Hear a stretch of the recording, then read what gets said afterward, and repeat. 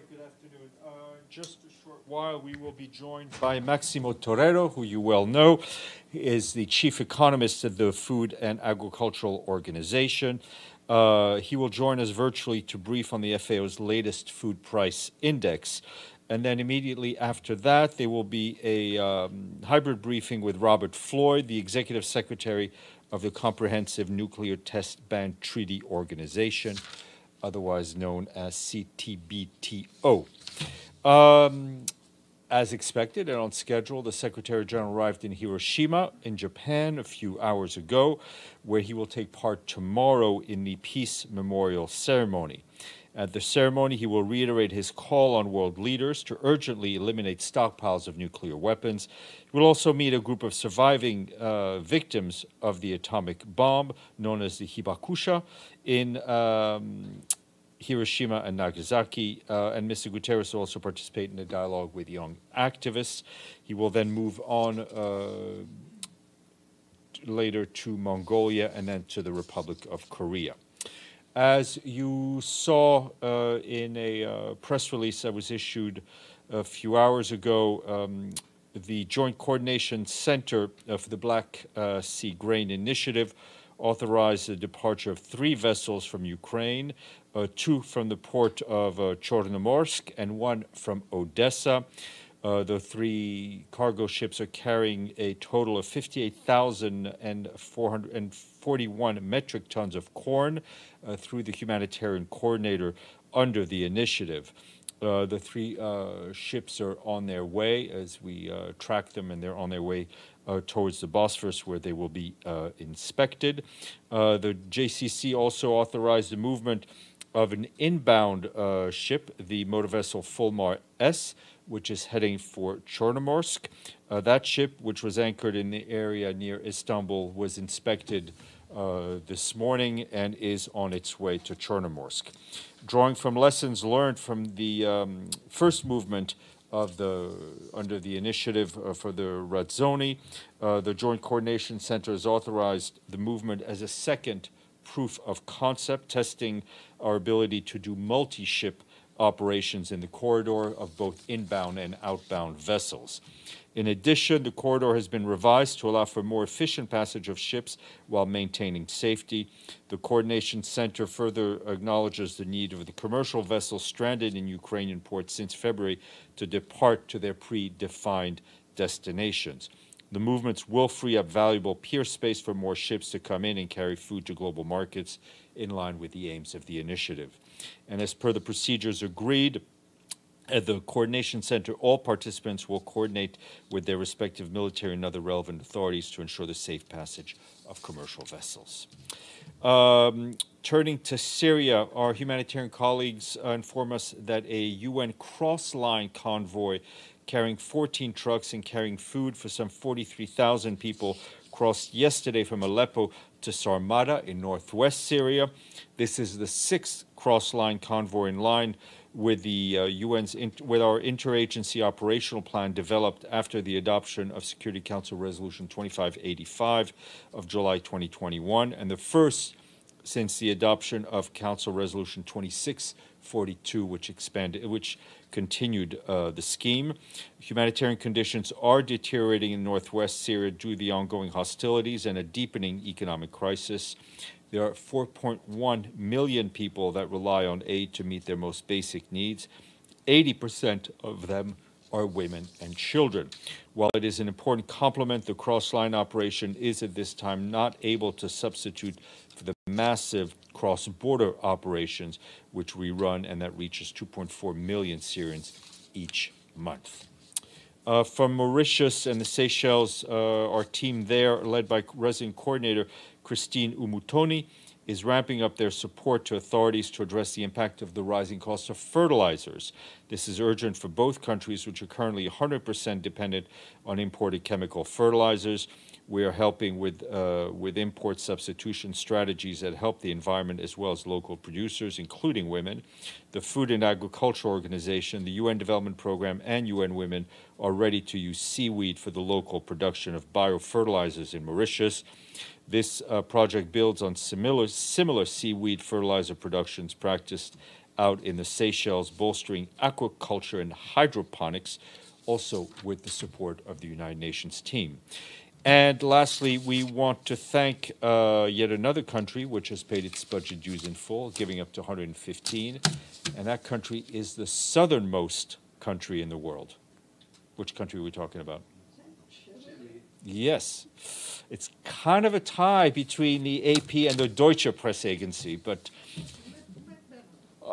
oh, he does have a... all right, well, you'll bank it. All right, Edie. Thank you, Steph. On a couple of breaking issues, Israel's just launched some airstrikes in Gaza. Does the Secretary General have any comment? Yeah, I've just seen those reports. We're trying to get some clarity on the situation and some language on that. And forgive me if I missed this in the beginning. Did you do a statement on the Secretary General's reaction to China's decision to suspend any climate talks, dealings with the United States? If not, do you have a comment? I mean, we've obviously seen those reports. I think for the Secretary General, for him, there is no way to solve the most pressing problems of all the world without an effective dialogue and cooperation between the two countries. Yes, ma'am. Follow up on ED. As you, or probably as you saw the reports, that 8 civilians were killed, 44 were injured.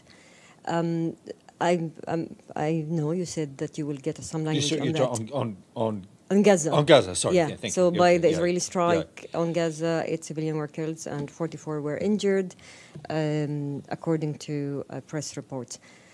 So my question is also, how worried are you about the humanitarian situation, given the fact that, as you know, Gaza is under siege or blockade for more than 1 decade, hospitals, and in the last 4 days, the Israelis didn't allow any goods to enter.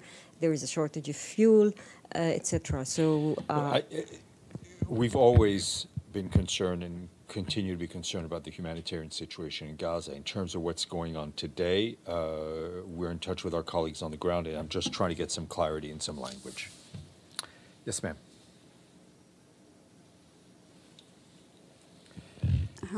Thank you, Stéphane. Yesterday, Azerbaijan's embassy in London was attacked by a radical religious group, as you know. Quote, entering the building of the embassy, the member of the vandalism group raised the religious flag and shouted radical religious slogans on the balcony of the building. After intervention of the local police, the group members were taken out of the building and detained, said the Azerbaijan Foreign Ministry statement. Does the Secretary General have any comments? And also, I'm wondering, will the Security Council issue any message of condemnation regarding? Well, I mean, on the latter part, on the Security Council, that's a question to ask the Security Council. I've seen those press reports. I don't have any detailed first-hand knowledge of what happened, but obviously, as a general statement of principle, we believe in the sanctity and the need to respect diplomatic premises all around the world. Mr. Klein, I think you have a question. Yes, I do. Just put the video on. Okay, thank you. Can you hear me? Yes, I can. Okay. Yeah, the Secretary General has called for new windfall taxes to be imposed on oil companies' profits. But like everything in life, there are trade-offs, and I'm wondering whether he has an opinion or a comment on the fact that the oil companies, if hit with such taxes, may well simply pass on at least a portion of those taxes, through the distribution chain, ending up on the shoulders of retail consumers at the gas pump, thereby worsening the inflation indirect tax. and which will also hit some of the more vulnerable in the world who rely on vehicles for their transportation. So can you comment on that? That would be a decision that those individuals would have to take and assess Secretary General believes, as I think he said it rather clearly and using rather clear language, that there is a kind of we have seen just a huge amount of profits coming out of these oil companies. And we've also seen a number of countries in Europe and around the world look at increasing the tax on these windfall profits. It would not be the first time it's happened in the world. We don't believe that just because you put in a windfall tax, it would automatically lead to an increase price at the pump. I think for that to happen, a decision would have to be made, and a decision that those companies would have to live with. Benno. Now I have a question. So there's a new UN report saying North Korea is paving the way for more nuclear tests. Mm-hmm. What is the Secretary General doing to prevent this? What does the Secretary General think other countries or the Security Council should do to prevent this? Well, this is a report, from what I gather, compiled by the panel of experts to Security Council, a relevant committee. It's not one that the Secretary General or his team are involved in writing. That being said, the Secretary General continues to believe that all countries that have the ability to influence the situation, and including the DPRK, should work to a complete denuclearization of the Korean Peninsula. I think this is one of these cases where the international community needs to speak with one voice and work with unity of purpose. Yes, please, Ephraim. Thank you, Stéphane. A question on the Beirut port explosion investigation. UN independent experts have been calling for a fact-finding mission or an international investigation into the port, and they have assessed that the domestic investigation is not really going anywhere. I know that UN independent experts do not speak for the UN itself, but do you share the assessment that the domestic investigation is on the Beirut port explosion? Yeah, I mean, I think and the international mission. I think I think the Secretary General was very clear in his message yesterday on the need for a credible, transparent investigation that will lead to justice of the victims of this. Of the explosion. It's been 2 years. Two years that all of the people of Lebanon, and especially those families directly impacted, which includes family of UN staff, are not any closer to justice. How exactly can the UN be part of the... Well, I mean, there is no... the Secretary General has no mandate to lead an investigation. That would need there would need to be some decision from a legislative body. But there are other ways that the Lebanese authorities could create a framework for an investigation that the people of Lebanon would feel was transparent and credible enough. But mission, is it possible if it's not an investigation? Because we heard him say the other day. I know, but I think we're also at a point where I think we would like to see an investigation that leads to judicial results, which a fact-finding mission would not. Sorry, just one more follow-up, but you know that the politicians there are the main reason why the investigation... I think the Lebanese people know what the situation is. One more question. Yes, sir. Syria, and it's a question about the severance of diplomatic relations between Syria and Ukraine, mm-hmm. because, Ukraine started because Syria... of course, recognize Donetsk and Luhansk as independent. My question is, will it have any effect on the humanitarian situation in Syria? Because I think, if I'm not mistaken, most of the bread in Syria, which is a staple diet, comes from Ukraine. Will there be I mean, any I think effect? there are two. The short answer I can't predict. There is the issue of bilateral diplomatic relations, which is not one for us to get involved, doesn't involve the UN.